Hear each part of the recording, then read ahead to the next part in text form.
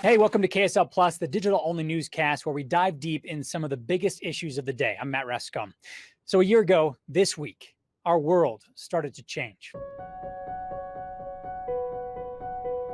March 6, 2020, Utah saw its first case of COVID-19. This patient is recovering in their home and is under a county-issued home isolation order. You want to be one of those teams. March 11th. That's up there. You got to be able to beat teams. The NBA shut down a Jazz game. Well, I just saw Quinn Snyder point to the locker room, and they're taking these players off the floor. When Rudy Gobert tested positive for the virus. Wow.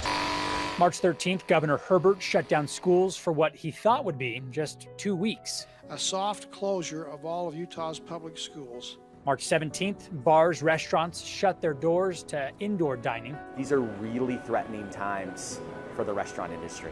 And March 27th, the governor announced the Stay Safe, Stay Home initiative. This is something we expect all Utahns to do. Encouraging people to work from home and to limit their gatherings. On the other side, Governor Cox announced that by April 1st, the state hopes to open vaccinations to any adult who wants one. This week, we sat down with Dr. Angela Dunn, a person most of us had never heard of a year ago, but now there are t-shirts that say, "I love Dr. Dunn." You may or may not remember, so March 5th, a year ago, March 5th, we gathered at the KSL broadcast house and had a sort of roundtable discussion with you and with other state leaders. That's right. And it was sort of, what do we expect from COVID-19? And then the next day, we had our first case. Was it really the next day? It's the next God, day. that's crazy. Yeah. So, but when you, I don't know. I mean, 1 year later, what's your take on how Utah initially responded to the virus? I know hindsight is 2020, but what do you think about that? You know, it's so interesting. I mean, I think it's just a study on human nature. If you remember at the beginning, we didn't know a lot about COVID. We thought it was spread on our groceries. People were wiping down their FedEx boxes. And we shut down schools before we even had one case of community spread. There was just a lot of fear and a lot of momentum behind that fear. And so clearly, you know, as the saying goes, you know, hindsight is going to look like you did way too much. And I think that's the case here at the beginning, because now we know it's spread mostly airborne. It doesn't impact kids as much. Protect ourselves that we didn't have at the beginning. So it was good to be extra cautious.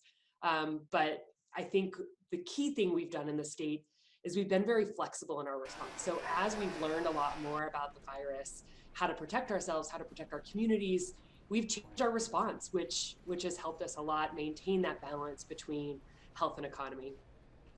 So a lot at the beginning, but when you look at, now that we're at this point, when you look at the total numbers, and of course these numbers are actual people, you know, more than 375,000 cases, I think more than around 15,000 hospitalizations, around 2,000 deaths total.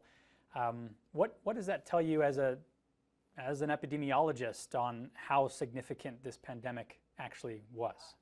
I mean, it's been huge, right? And we're definitely not done with it. There's so much going on in terms of the unknown still, with the variants, with reinfection, with vaccine breakthrough cases. So there's so much we still have to learn that keeps us on our toes. But this has had a significant impact on individual lives and Utah as a whole. It's really astounding. Right. Yeah. And of course, I didn't even mention, you know, the job losses and economic impact and things like that. So fast forward to today, more people are getting vaccinated every day, more people than, you know, that are actually coming down with the virus. How do you see how far we've come since that, you know, one year ago? It's incredible. I mean, science is crazy. We only knew about this virus about a year ago. We already have 3 effective vaccines that are FDA approved. Again, we know how it's spread. That's incredible, I think, for, you know, a brand new virus to be detected, to come all the way to where we are now in having effective vaccine and knowing how to protect ourselves within a year time frame. It really took worldwide collaboration to really prioritize the effort. And I'm amazed by that. Yeah.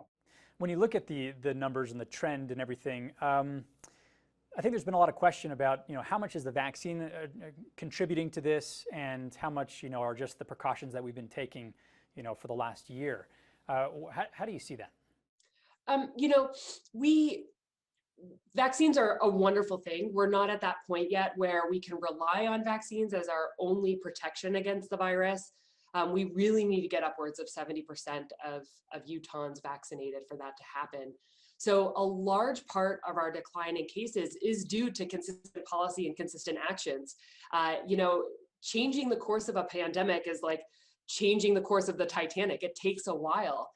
So having these consistent policies in place for the last 3 to 6 months, we're really reaping the benefits of that now. And no better time to have the benefits of low case counts at the same time we have vaccination, because that'll help us get to the end even faster. Alrighty, so you are getting your first dose. Just this week, we've seen Texas open up, say no mask mandates, and other states are, I guess, lightening up on the restrictions. Even Utah, among those, with several counties that are now in that moderate transmission phase.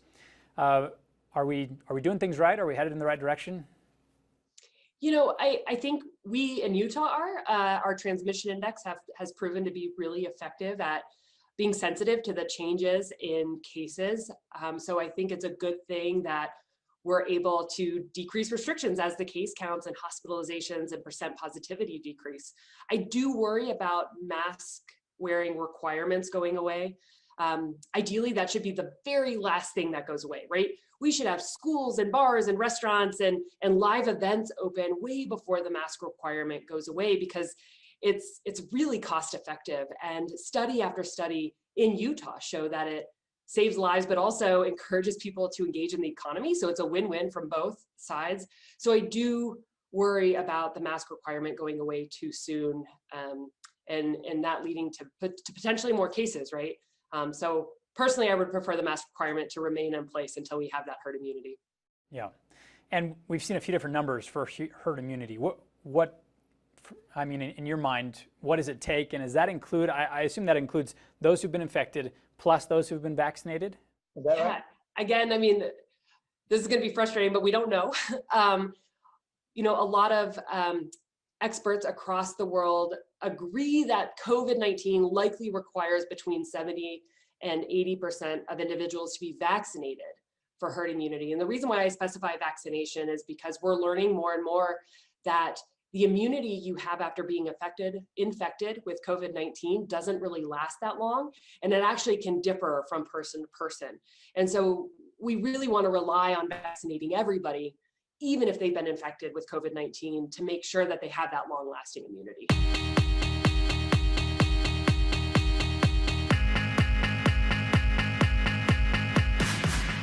Cox, he's laid out some expectations, of what we expect things to look like, in the coming weeks.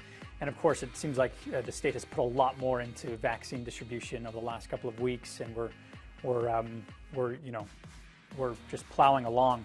But what he's mentioned, everyone to be eligible for the vaccine by April, and then back to our normal July 4th events. Vaccination today. I definitely think it's a reasonable goal, and it is possible.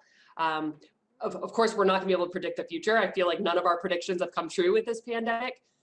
It will take us continuing to wear masks, physical distance, and staying home when we're ill to reach that July 4th goal. We have identified more and more of the UK variant in the state of Utah, and it's increasing really quickly. And that is kind of one of those unknowns that could put us at risk for another surge.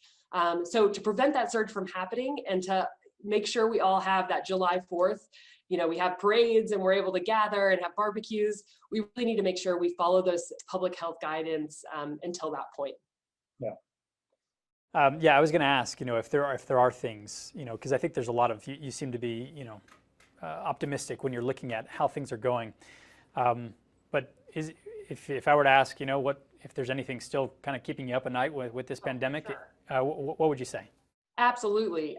3 things that I think put us at risk for another surge. 1, of course, is the spread of variants.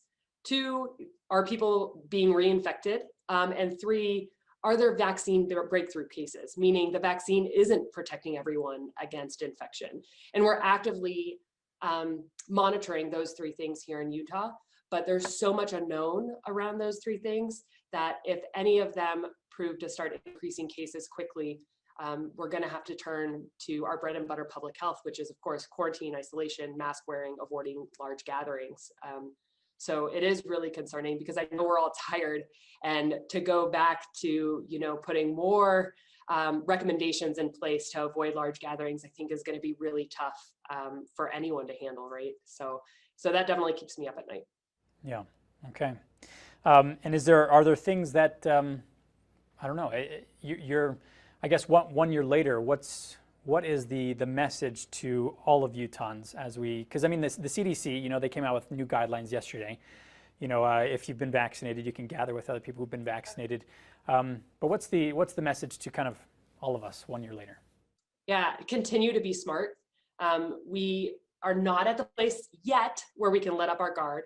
We are getting there. But I think if we have our eye on the ball, right? Meaning, do we want our schools to open up safely without concern of COVID spread in the fall? We need to continue driving our case counts down now so we can have a fun summer, and then kids can go back to school in the fall without any worry of COVID spread before they can get vaccinated. So let's really continue to be smart and I guess collaborate on reaching that goal. Yeah. And I've heard that there are studies underway for kids as young as 12 years old to start getting the vaccine. Do you have any knowledge of when we could see shots in the arms of 12, 13-year-olds? Yeah, I mean, they're still in their early phase trials. So we're hoping by the end of the summer, but realistically, we won't have kind of mass vaccinations until well into the fall. So that's why we really need to make sure as adults, we're all really taking precautions to protect against the spread of COVID so our kids can be safe in the fall.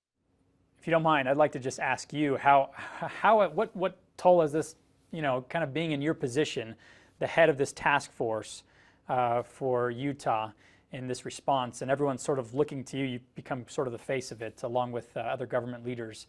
What toll has this taken on you? What's the takeaway for you from the last year? Well, I feel like you kind of nailed it right there. I'm actually not the head of anything. I don't have an official role in the response other than making sure the public gets the information they need to protect themselves. And so it has been really exhausting to try to, I guess, continuously make sure that science and evidence is at the table in the decision-making process. I know it's not the only thing, right? We need to take into consideration a lot of different viewpoints, but definitely public health should be at the table for those. And so it's been a really, really exhausting year. I don't know another adjective to describe it. It's just been exhausting. These types of cases at home will become more routine as we identify more cases in Utah. I look forward to the day where I don't have weekly press conferences, and at the same time, I'm not worried about, potential susceptible people getting really ill, getting hospitalized, and even dying. After when things are, normalized for the most part, when we are back to we're at herd immunity and we can kind of get back to normal. Are there things that should be on the minds of people as far as I don't know, preparing for a surge or another disease or something down the road? I mean, I know that we've kind of emphasized the importance of hygiene and sanitation and things like that. Given the underlying those with underlying conditions being at higher risk and being those that are maybe impacted the most, is there something to say just about overall health and kind of preparing in that way? Yeah, absolutely. I hope what we do after the pandemic is really help our most at-risk communities become healthier and become safer. I think what we've learned through this pandemic is that we're only as safe or as healthy as kind of the weakest link, right? And so we need to come together as a community to make sure that all of our neighbors and communities have access to quality healthcare, are able to take preventive measures so they aren't at higher risk when the next pandemic hits. Yeah. Optimistic about what's to come? I think I have to be, otherwise I wouldn't still be in this job. Definitely. I mean, I'm hoping that we can use this as an opportunity to catalyze better and bigger public health efforts moving forward. A lot has changed over the last year. We've seen the best and worst of people, and we've learned a lot. And as we head into our new normal, we talk with leaders across healthcare, business, and education about what we've learned and what things will look different. Join us next week as we dive into changes possibly coming to a doctor's office near you as we look at COVID 1 year later. See you next week.